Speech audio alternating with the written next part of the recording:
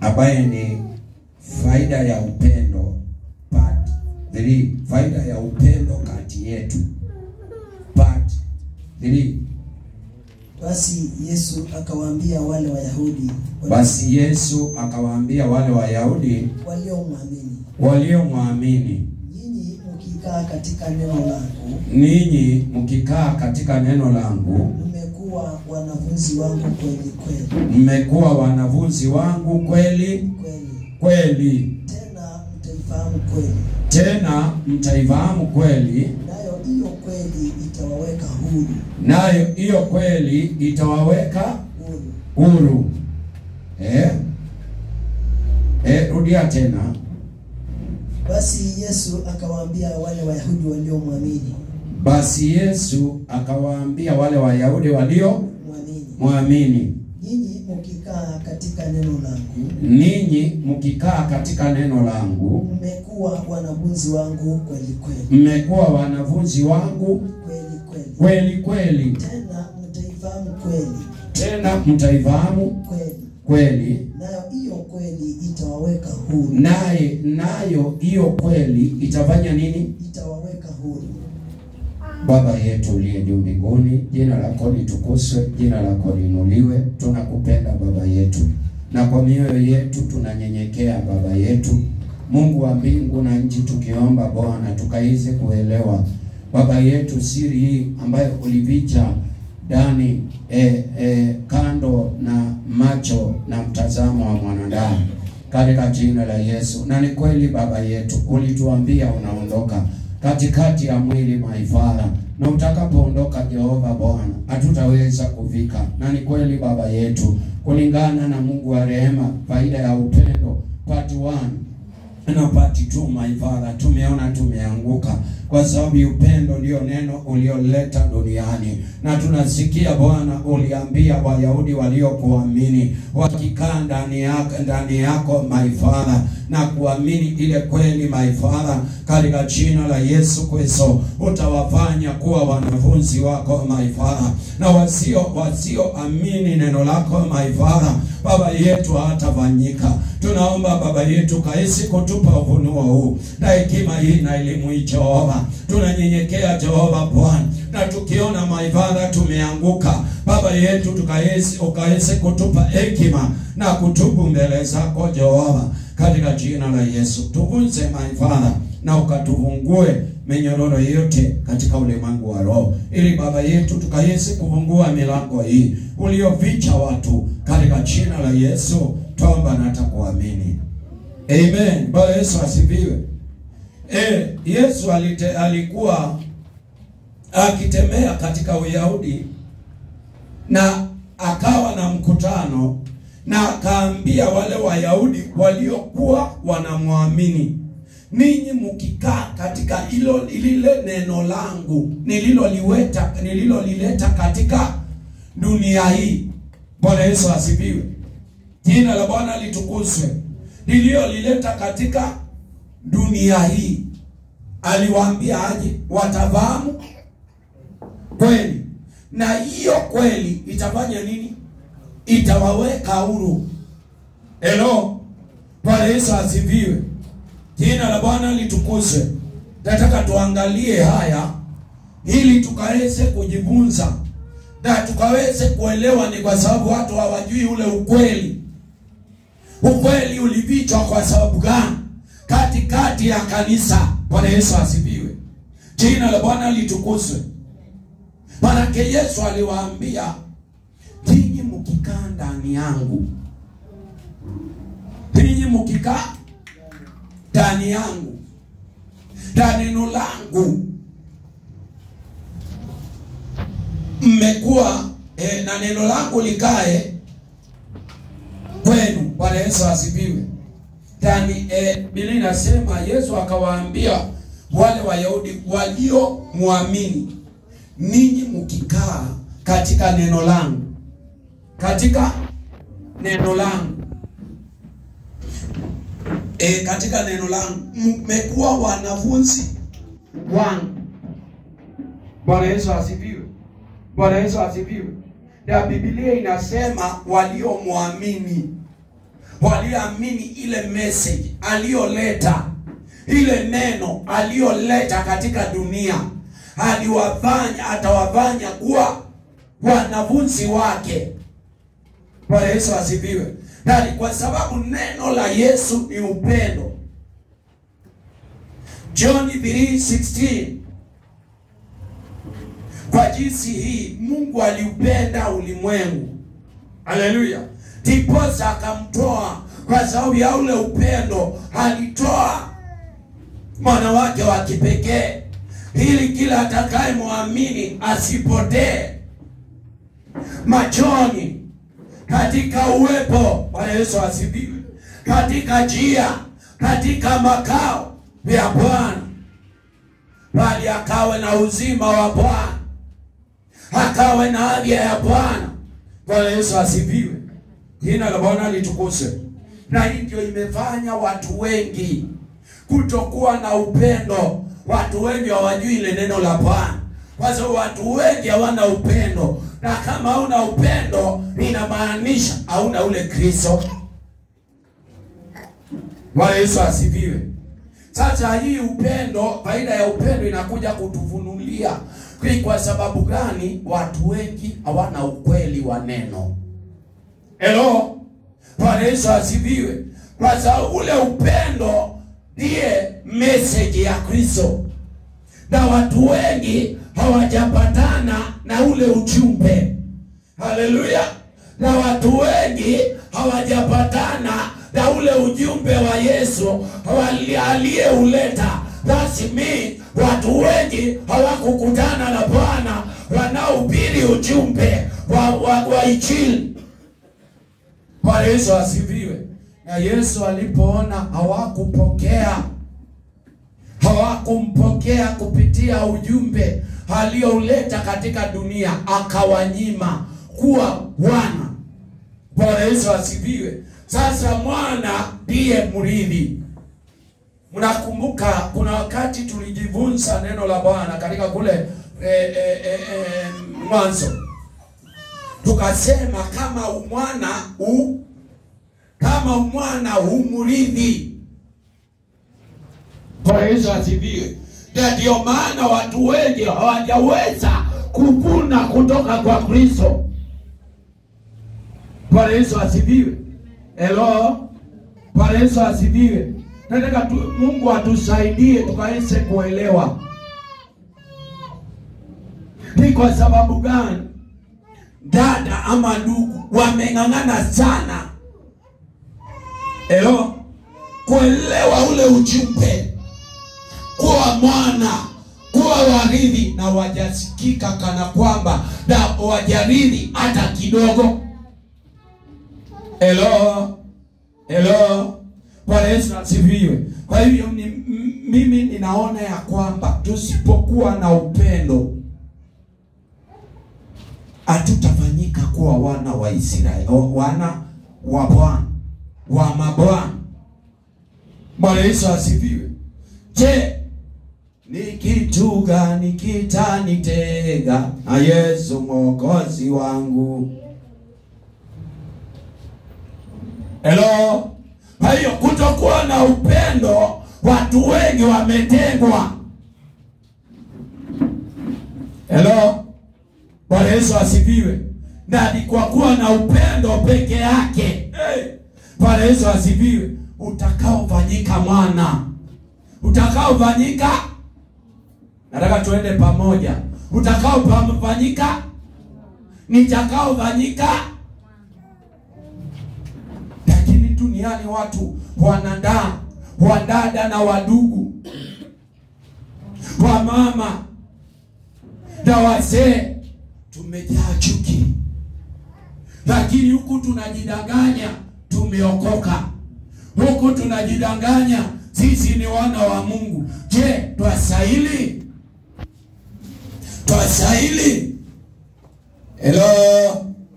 Bwana Yesu asifiwe. Je, wanadamu wastahili?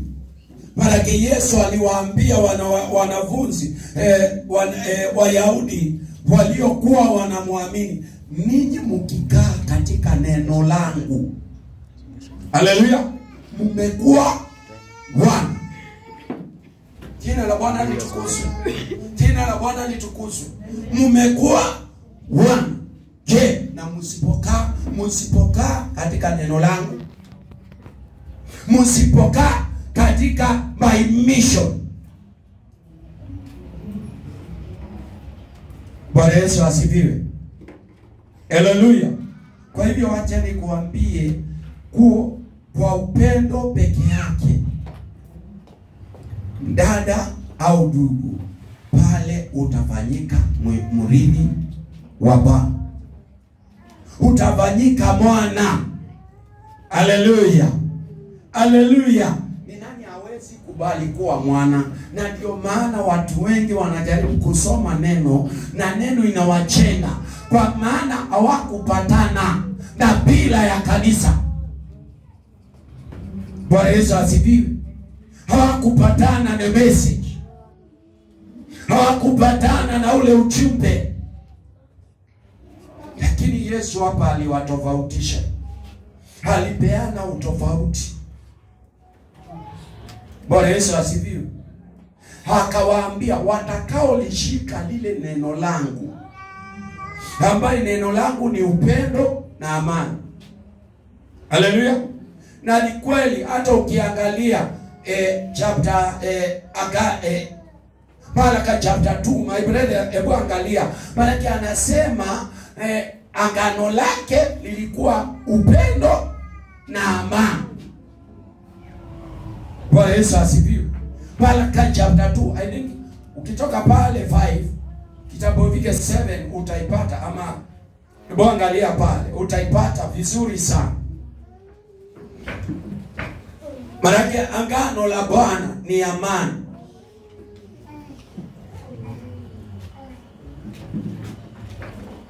Bwana Yesu asifiwe. Lakini watu wengi tumepigana, watu wengi tunachukiana, watu wengi hatutaki kuonana. Je, tutafanyika aje wana wa Mungu aliye hai? Inasema Malaki 2:5. Agano langu naye lilikuwa agano la uhai na amani. La uhai na amani. Uhai ndio ule upendo. Bwana Yesu asifiwe. Sasa ule uhai unazaa amani. Unapopenda mtu, nilikwambia, unaleta amani. Bwana Yesu asifiwe. Ndio maana ile amani ya Bwana ipitao ufahamu wa mwanadamu leo haipatikani. Haleluya. Bwana Yesu asifiwe. Wewe ni Mkristo, lakini ukienda kanisani, unapoomba Mungu pigana na mchawi wangu, Mungu pigana na mganga wangu, maadui zangu waangamie, watelezi, wanaswe. Hello. Na mchungaji anakuambia wanasi. Bwana Yesu asifiwe. Anakuambia pigana na mchawi wako, pigana na maadui zako. Je, huyo ameipatana na hiyo neno? Bwana Yesu asifiwe. Haleluya. Kwa hivyo ni kwa upendo wa Bwana, ni kwa upendo. Unapopenda ule ndugu, ule dada unayemchukia, usiyetaka kumuona ndugu yangu. Haleluya. Na hiyo ndio kulipa gharama. Maana Yesu alilipa gharama through love, akavunika dhambi zote. Bwana Yesu asifiwe. Jina la Bwana litukuzwe. Hello. Naye utakapofanya hivyo, utakapopenda ndugu yako, dada yako, Bwana Yesu asifiwe, sasa hapo ndio utakuwa mwana. Je, na ule anakuambia baba yako ndiye anakuroga, ndugu yako ndiye mchawi wako, dada yako alikuendea, walikuwekea vitu kwa mlango, je, ni mrithi? Bwana Yesu asifiwe. Hello. Bwana Yesu asifiwe. Je, ni wangapi ambaye ni wana? Ni wangapi wastahili kurithi? Ni wangapi wanastahili kuhubiri injili ya Kristo? Ni wangapi?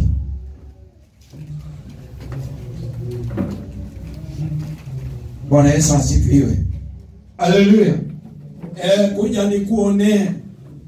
Nataka unisikiusi mkuje. Na unidhasi mkuje, nitakuwa naonekana. Naambia mtu ni nini kinamkula na kinatoka kwa nani.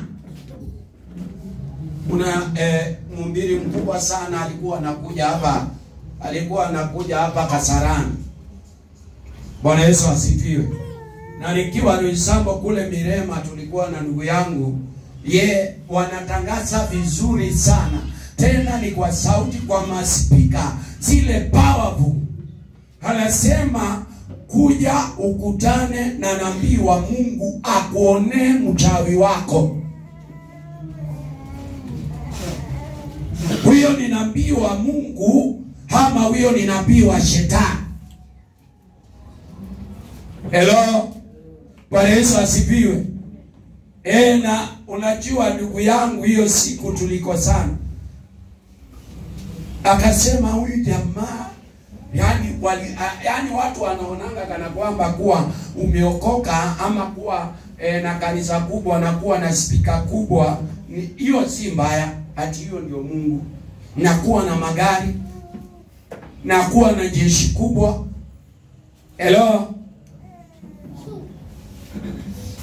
Yani unakuwa yani unatembea, ukitembea hivyo magari hata ndege unatembea naye. Watu wanasema hapa ndio Mungu aliye na siri ya upendo duniani mzima. Huyo ndiye mrithi. Na sidanganyi, huyo ndiye atakayemuona Kristo. Na huyo ndiye ako ready, akija leo anapaa.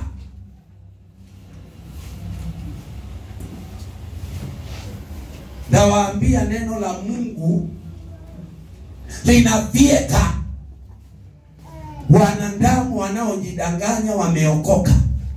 Hali na wahurumia. Hello. Bwana Yesu asifiwe. Jina la Bwana litukuzwe. Sema amen. Ndugu yangu, ni wangapi wanasali na wanaitanishwa na wanajulikana? Maana Biblia inasema wakati mtakapokaa katika ile neno langu, msingi wa kanisa upendo, pale ndio mtakapofanyika wana na warithi ndani yangu. Ndio maana watu wengi, my brother, mtu anasoma neno anaona blackout, anarudi kwa mwili. Bwana Yesu asifiwe. Anarudi kwa sababu upendo haupo katika mioyo ya watu. Mko kanisani na bado mnapigana. Nasa huyo. Hello. Ulinasa wangapi we? Bwana Yesu asifiwe. Wewe si ulikuwa mnasaji? Wajeni niwaambie, wengine hata si neno, wengine hata si baada, ni sarakasi na uchawi. Unajua mimi ninapoongea mambo mazuri na ya kweli watu wananiona mbaya, lakini hakuna shida. Na sitaki kupendwa, na sitaki unione nikiwa mzuri. Haleluya. Bwana Yesu asifiwe. Mimi niko nakwambia vizuri, usipokuwa mtu wa upendo katika moyo wako, mbingu hauwezi ona.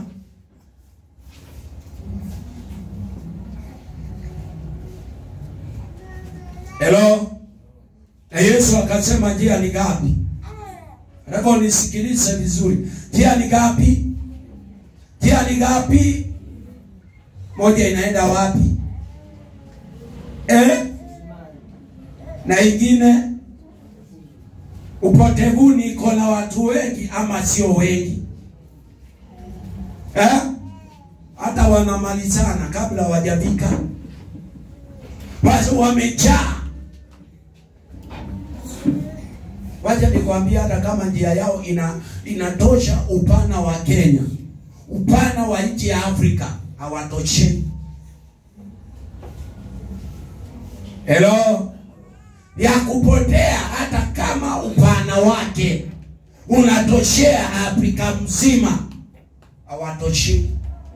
Mnauana kitambo mvike kule mmemalizana. Marake unajua mnapinyana, wengine hawana nguvu vizuri, wale warefu ndio wanapumua, wale wafupi.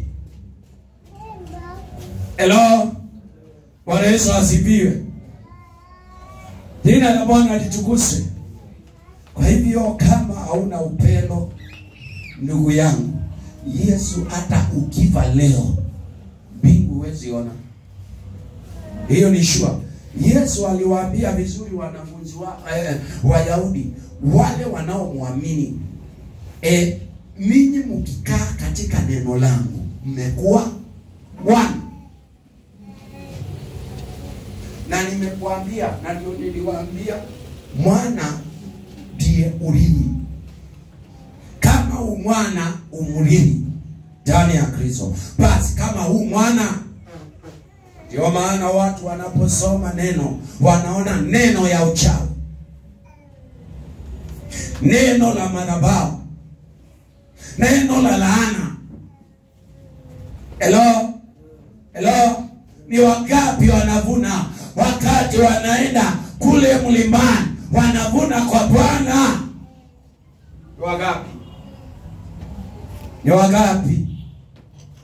Ni wangapi? Ni idadi kiasi gani? Ni wachungaji wangapi? Na ni kanisa ngapi zinaopokea ule ujumbe Yesu alileta? Lakini lazima kwanza uweke msingi wa upendo katikati ya kanisa kwanza. Na Yesu akasema vizuri katika Mathayo 5, ukielewa unapeleka sadaka moyo wako mbele za Bwana. Na unajua vizuri kuna ndugu yako ampatani, huyo unaitanga mchawi, huyo unaitanga mganga. Sema amen. Kwanza rudi mkapatane ndio uende maombi. Haleluya. Yeye anaenda maombi na anakuja anakuambia kuna mchawi, kuna mganga, kuna maandui, kuna madhabahu, kuna kifo. Je, upendo uko na kifo? Tuliona upendo unavuvua kila kitu last week. Bwana Yesu asifiwe. Upendo unarejesha. Kwa hiyo upendo unakuletea ndugu yako uliyemchukia, unakuletea dada yako uliyemchukia, wewe unaumba tena. Pigia Bwana Yesu makofi. Bwana Yesu asifiwe. Hello.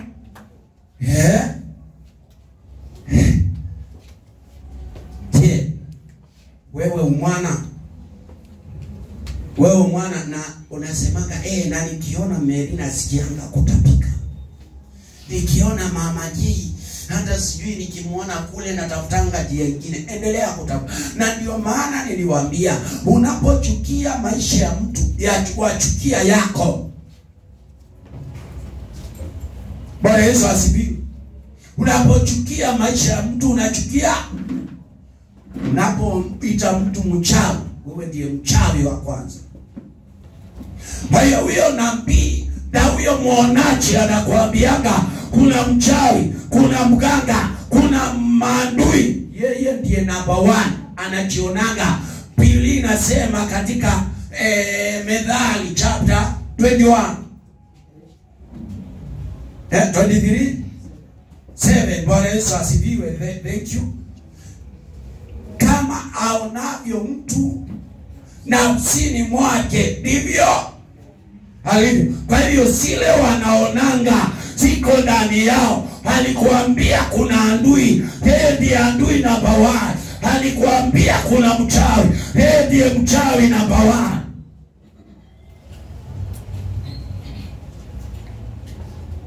Bwana Bwana Yesu asifiwe. Haleluya.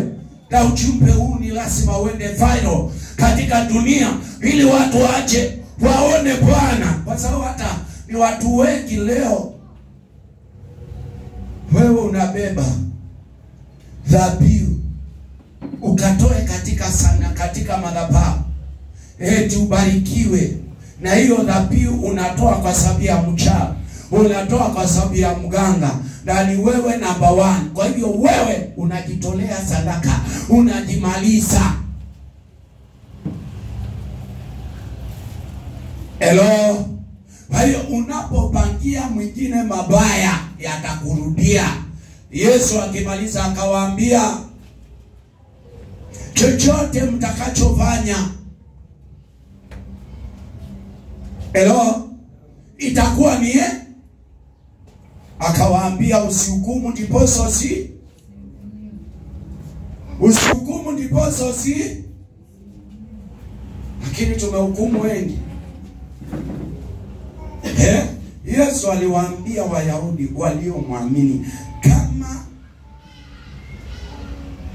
watakaa ndani ya hiyo upendo wake kupitia neno, watakuwa wanafunzi wake. Upendo wake kupitia neno, watakuwa wanafunzi wake.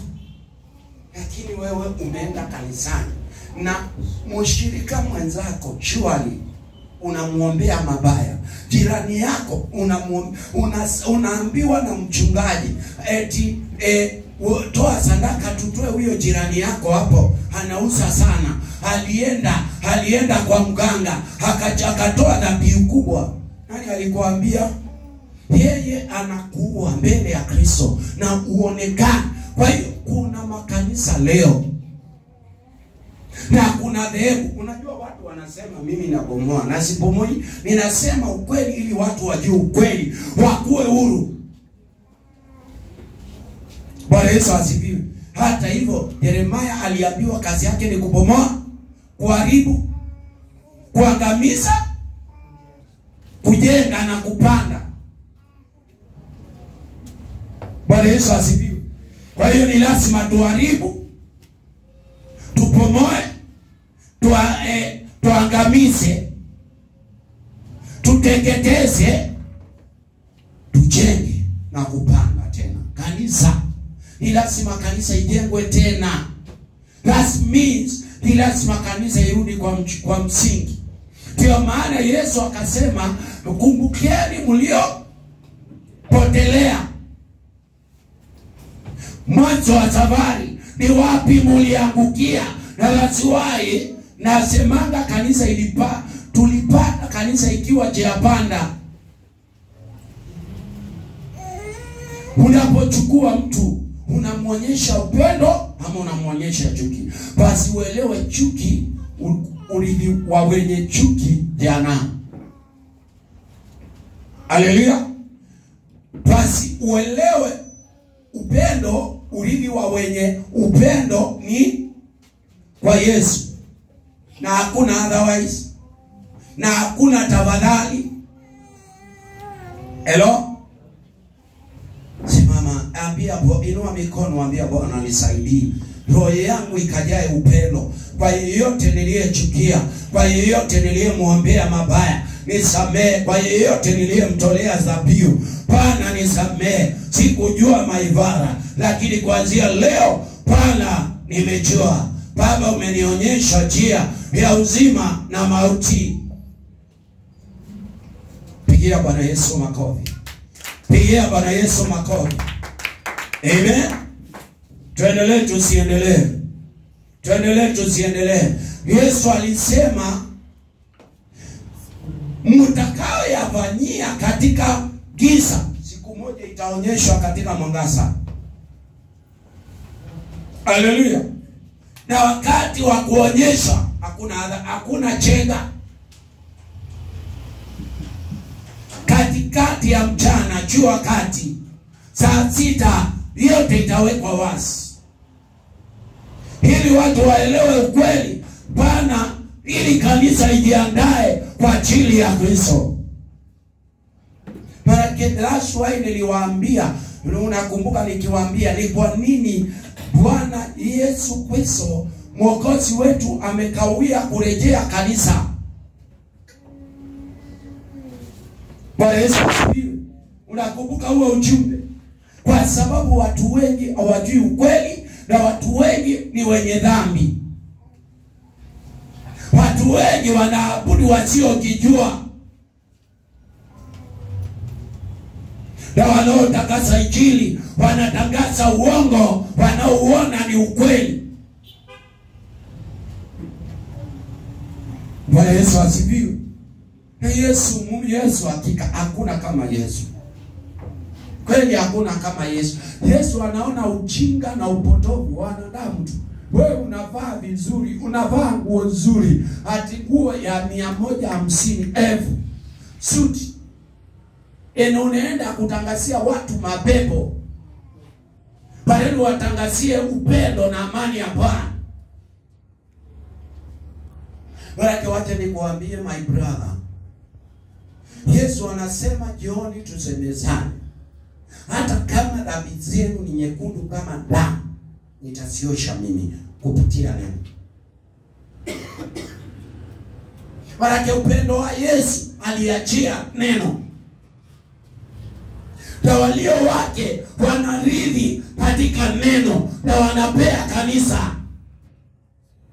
Katika Yeremia 23 Yesu anasema msiwaamini manabii na makuhani. Bwana Yesu asifiwe. Manake wanaotapiri wa unabii wanaotoa hawakutoa kwangu. Manake hakuna yeyote aliyesimama mbele zangu nikampea neno langu apelekee kanisa. Wanatangaza, wanatoa unabii ulio ndani ya mioyo yao, haikutoka ndani ya moyo wangu. Au masi Jesus. Bwana Yesu asifiwe. Jina la Bwana litukuzwe. Huo ujumbe uko katika Yeremia 23. Hata watu wanasema eti nimeonyeshwa kuna mchawi amekushikia anga. Shame on you.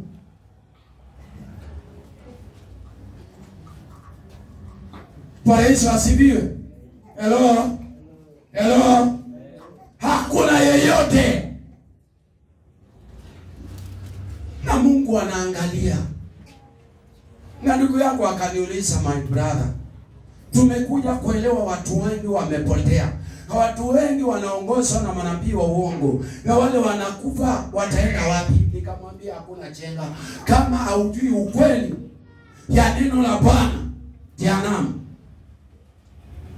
Baraka Yesu alikufa msalabani kwa ajili ya dhambi. Akavia mwili uliojaa chuki. Bwana Yesu asifiwe. Hakuna chenga. Sasa unaangalia idadi.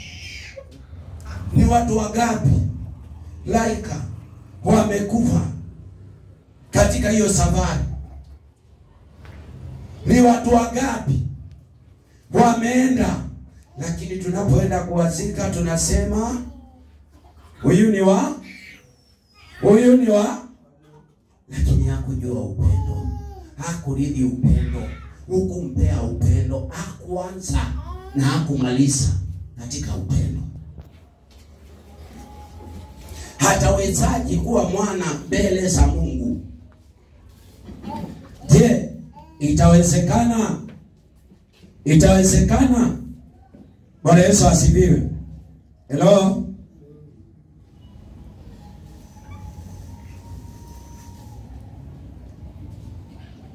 Ebu soma kuanzia 17 my brother. 23 Yeremia 23:17.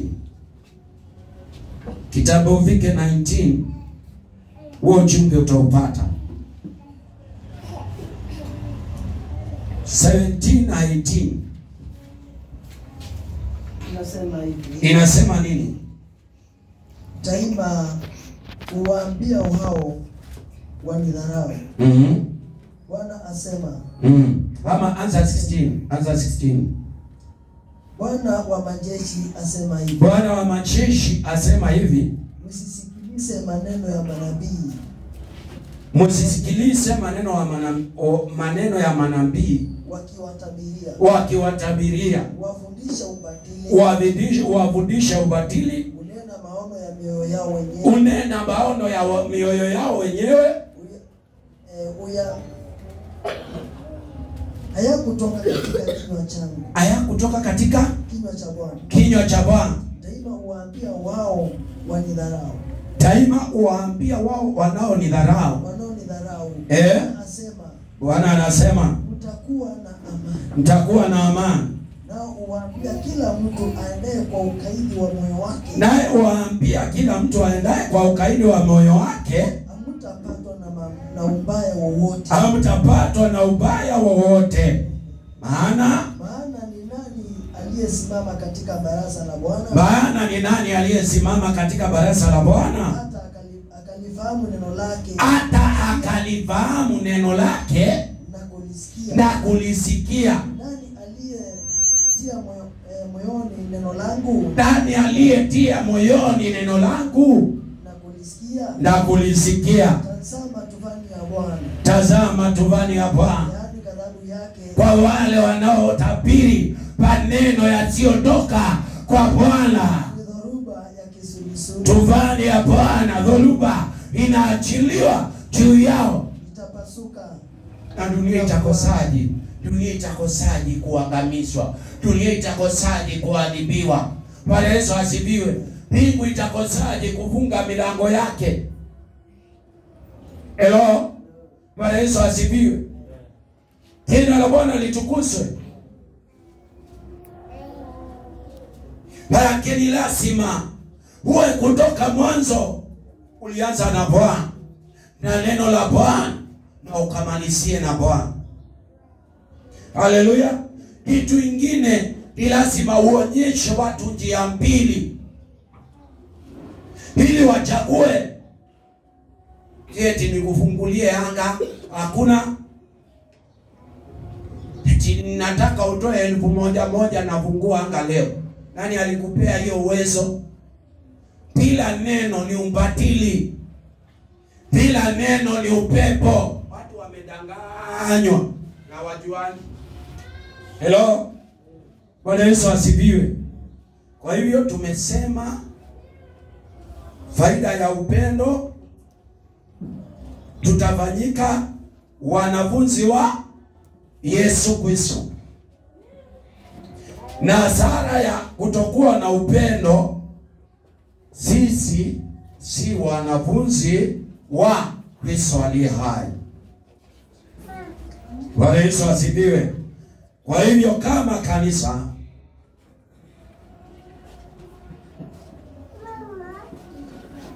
haitaamini Yesu, kama kanisa haitaamini Yesu kupitia upendo, hatutakuwa wanafunzi wake. Hatutaitanishwa na jina lake. Bwana Yesu asifiwe. Nilisikia ndugu akisema, wewe unaonanga tu kasuku, packet imeandikwa kasuku, na kasuku hiyo ni jina. Kasuku yenyewe ililiwa zaidi ya miaka 400 iliyopita, lakini lebo ni, lakini yule uzima unaitwa kasuku hauko. Hivyo ndivyo zilivyo kanisa nyingi leo. Zinaitwa kanisa ya Kristo, lakini ule Kristo hayuko ndani yao. Bwana Yesu asifiwe. Maana Kristo ni upendo. Alituletea the message of the love in the world. Bwana Yesu asifiwe. Haleluya. Ndio maana Biblia inasema katika Waefeso, Waefeso, waliponijua hawakuniamini. Roma chapter 1. Waliponijua mimi hawakunitumikia kama mimi Mungu, walileta mifano. na vitu vinavyoharibika. Bwana Yesu asifiwe. Bali nimewaambia kanisa isiposimama katika upendo, dada usiposimama katika upendo, hata uwe leo. Mimi nikizika nitasema penye ulijitengeneze, hata iwe ni kuhani na akona mali kiasi gani na akona watu mamilioni ngapi, jehanamu ni motoni. Hello. Bwana Yesu asifiwe. Basi ni wakati wastahili kurithi ufalme wa Bwana. Lazima tujifunze neno la Bwana. Na Yesu aliposema hivi alimaanisha nini? Haleluya. Bwana Yesu asifiwe. Kwa hiyo kama neno la Yesu ambaye ni upendo, ambaye ni amani, ambaye ni furaha. Wacha niwaambie wapendwa, unaona kule mbinguni. Hello, kule mbinguni hakutaingia mwenye chuki. Hakutaingia mwenye amebeba wachawi na waganga na maandui. Haleluya. Na tena hakutaingia mwabudu Ibilisi. Manake usipoenda na upendo toka mwanzo, wewe ni wa shetani. Hakuna jenga. Na hapo hakuna saa tafadhali. Haleluya. Kwa hiyo liwe liwalo, ukatae ukubali, uwe na roho kiasi gani ya kuchukia watu, lazima uibadilishe. Lazima Romani akasema tubadilishwe nia. Tubadilishwe nia. Manake wewe nia yako ni kwamba uko na mchawi. Nia yako ni kwamba uko na mganga. Ni kwamba ndugu yako ndiye anakuchawi. Dada yako ndiye mganga wako. Ndiye akupendei mema. Hao ni watu mekuni za motoni na si mchezo. Na hapo hakuna chenga. Na ninapoongea hivyo nakumbuka maana Mungu alinionyesha elimu miaka 2 imepita. Nilionyeshwa kuni nyingi zimekauka na zimewekwa tayari kwa moto.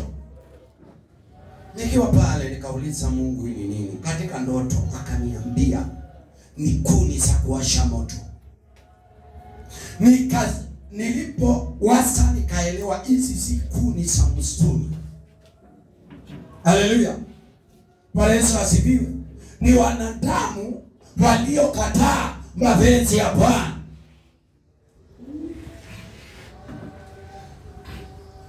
Bwana Yesu asifiwe. Jina la Bwana litukuzwe. Na hii inafanyanga mimi sitakani kusikiliza ujumbe za watu. Natakanga kusikianga kutoka kwa Bwana. Na hata wewe usitake kuambiwa, hata usiende kwa huyo nabii. Haleluya. Anza leo kuomba Bwana. Ukimwambia mimi njia ile niliyoiendea toka mwanzo, mimi ni mwenye dhambi. Anataka Bwana nisikie kutoka kwako. Ndio maana hapa katika reality hatutawahi kuwa na one on one. Saa hii wewe ni one on one na Bwana. Haleluya. Na hutawahi vunguliwa anga. Na hutawahi toa sadaka ujikomboe. Manake mkombozi wako ndiye huyo. Mponyaji wako ndiye huyo. Na that's why unaweza kuja hapa uko na magonjwa, unasema naumwa na si ati tunakudharau ama tunakupuuza. Bwana Yesu asifiwe. Hatuwezi kemea pepo hapa. Haleluya.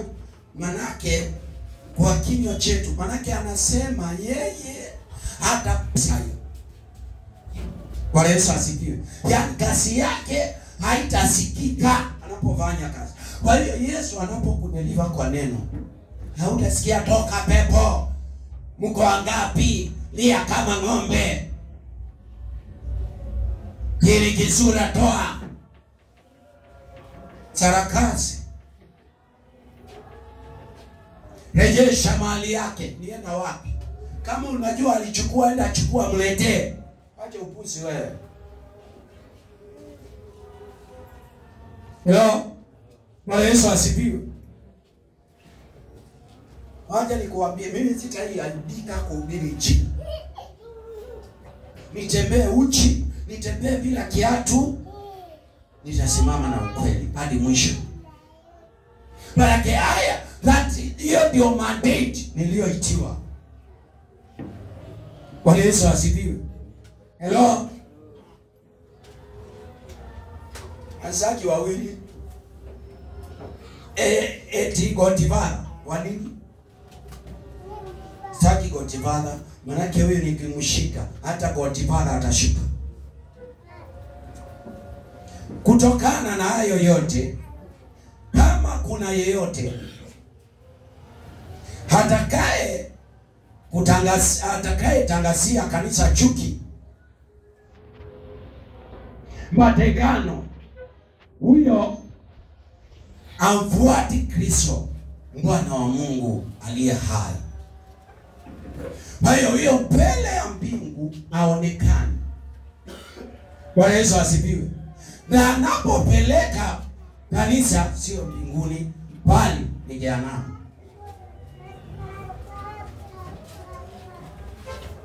Bwana Yesu asifiwe. Bwana Yesu asifiwe. Hii nakwambia, utakaposikia mtu anatangaza ujumbe ingine tofauti na upendo, my brother,